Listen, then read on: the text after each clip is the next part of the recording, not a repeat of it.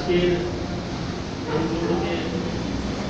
আমার জন্য আসলে অনেক সৌভাগ্যের যে শিবসেনা পশ্চিমবাংলার জাতীয় প্রোগ্রামের প্রতিষ্ঠা বার্ষিকী প্রোগ্রামে আমি আসতে পেরেছি। এর জন্য আসলে আমি আসলে অনেক কৃতজ্ঞ। তো সনাতন বিদ্যার্থী সংসদ সম্পর্কে শান্তিদা বললেন, আমরা এই সংগঠন সম্পর্কে আমরা কিভাবে করলাম, আমাদের অভিজ্ঞতা বা এগুলো আমরা পরে বলবো পরবর্তীতে। তো আমরা আসলে স্মরণ করতে চাই আজকে যে ভারতবর্ষের যাদের হাত দিয়ে মূলত হিন্দু এবং হিন্দুত্বের যে স্বাভিমান তৈরি হয়েছে তার মধ্যে অন্যতম বালাসাহেব ঠাকরেজি, তার যে প্রতিষ্ঠান এবং এই প্রতিষ্ঠানে আমরা আসতে পেরেছি। এবং আমরা হিন্দু মানে যে দুর্বলের না, হিন্দু মানে যে ভয়ের না, সেই বিষয়গুলো যারা আমাদের শিখিয়েছেন, সারা ভারতবর্ষে এই সমস্ত রাজারা আমাদের সনাতন ধর্ম, সনাতন মানুষ, হিন্দু মানুষকে রক্ষার জন্য এগিয়ে এসেছেন, তার মধ্যে যিনি মধ্যমণি হয়ে আছেন তিনি হলেন ছত্রপতি শিবাজী মহারাজ। তিনি না আসলে হয়তো সেই অসভ্য বর্বর তুর্কি সমাজ হয়তো ভারতবর্ষে কি ঘটনা ঘটিয়ে ফেলতো আসলে আমরা জানি না।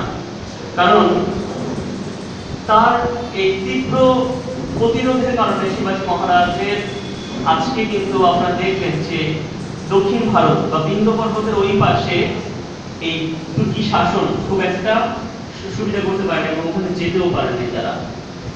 তো এরকমই একটি শিবাজী মহারাজ, যার গুরু রামদেশ জি, যিনি সত্যিকারেরই একজন হিন্দু সাধু, সত্যিকারের যে সাধু যেমন হওয়া উচিত তেমন।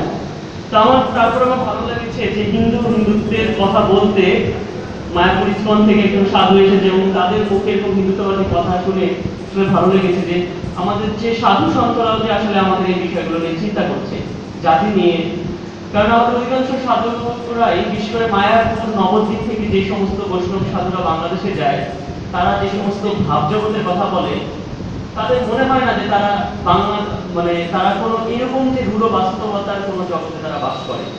মনে হয় তাদের কথা শুনলে মনে হয় যে তারা যে দেশে বাস করে সেই দেশের প্রধানমন্ত্রী বুঝি শ্রীকৃষ্ণ আর ফার্স্ট লেডি রাধারানী, আর সেই দেশগুলো প্রতিদিন উৎসব উৎসব আর উৎসব, শুধু এরকম টাইপের তাদের আমাদের লিটারেচারের ভাষায় বলে ব্যাযুক্তি অলঙ্কার, অকারণে কারণ এই টাইপের কথাবার্তা বলে বাংলাদেশ থেকে টাকা টুকা ওখান থেকে ইনকাম করে সেই টাকা হুন্ডিতে এবারে পার করে তারপরে তারা বাংলাদেশে যখন যায় নবদ্বীপে এরা বিজনেস ট্রিপে যায়। অনেকে বলে যে ধর্মীয় সফরে যায়, আমরা বলি ওটা বিজনেস ট্রিপে যায়। এই অদ্বৈতাচার্যের বংশধর, নিত্যানন্দের বংশধর, এর বংশধর, তার বংশধর, এবং যে বাংলাদেশের সবাইকে পা ধুয়ে তাদের জল খাওয়ানো এবং কত বড় ব্যক্তি তার পা ধুয়ে জল খেয়েছে সেটা ফেসবুকে প্রচার করা এবং কে কত টাকা ডোনেশন করলো। সেইখান থেকে আমি বলবো যে সেই নবদ্বীপেরই আমি বলবো যে আমাদের কিছু সাধু সন্তরা এসেছে এবং তাদের আমার পূর্ববর্তী বক্তা তাদের সেই প্রত্যেকটা কথায় তাদের উদ্দেশ্যে একটা হাততালি হয়ে যায়, করতালি হয়ে যায়। তাহলে আমি তাদের কথায় মুগ্ধ, আমি খুবই ভালো লেগেছে যে আজকে তারা ধর্মের জন্য তারা এতটা এগিয়ে এসেছেন। তো আমরা যদি বলি, আমরা আসলে আমাদের প্রথমত যে বাঙালিদের নিয়ে যদি আমরা এখন বলি, রবীন্দ্রনাথ ঠাকুর তার কিন্তু আপনারা দেখবেন যে শিবাজী উৎসব কবিতার মধ্যে রবীন্দ্রনাথ ঠাকুর এই কথাটা বলেছেন। রবীন্দ্রনাথ ঠাকুর নিজে ক্ষমা চেয়েছেন, কি চেয়েছেন যে এক ধর্মরাজ্য পাশে তিনি যে শিবাজী মহারাজ ডাক দিয়েছিলেন সারা ভারতকে এক করা, এই বাঙালির কানে কিন্তু তখন এসে পৌঁছেনি। এর জন্য রবীন্দ্রনাথ ঠাকুর নিজে বাঙালি হিসেবে দেখবেন শিবাজী উৎসব কবিতাটা আপনারা যারা পড়েছেন সঞ্চয়িতার মধ্যে, তিনি বিভিন্নভাবে তিনি ক্ষমাই চেয়েছেন যে আমি বাঙালি হিসেবে যে আমি তোমার ডাকে সেই এক ধর্মরাজ্য পাশে যে যুক্ত করতে চেয়েছিলেন সেই যুক্তের সাথে আমি যুক্ত হতে পারিনি।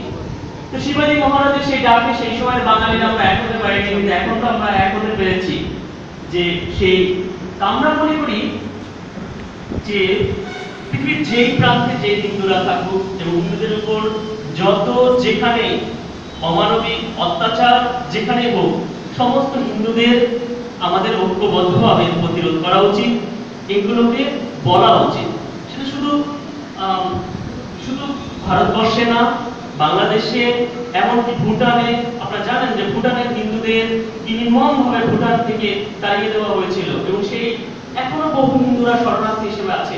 আজকে ওই হিন্দুদের যদি তাড়িয়ে না দেওয়া হতো, আজকে ভুটান একটা সিরিয়ার মধ্যে একটা হিন্দু মেজরিটি রাষ্ট্রে পরিণত হতো। সেই ঘটনা কিন্তু আমরা বলতে দিই বেশিদিন আগে কথা না, মাত্র এই 90 দশকের কথা। একইভাবে আপনি শ্রীলঙ্কায় যদি দেখেন, সেই শ্রীলঙ্কার আপনি দেখেন যে 2009 সালে যেভাবে তাদের আশীর্বাদী মানে সেখানে 9 সালে, আমি এর তামিলদের পক্ষেও বিপক্ষে কোনো পক্ষে বলতে চাই না, কিন্তু আমি যদি বলি যে আজকে তামিলদের যদি রাষ্ট্র হতো, সেটা কি রাষ্ট্র হতো? হিন্দু সংখ্যাগরিষ্ঠ রাষ্ট্র হতো না? তাদের 9 সালে যে নির্মমভাবে হত্যা করে এনেছে, সেখানে আমরা জানি যে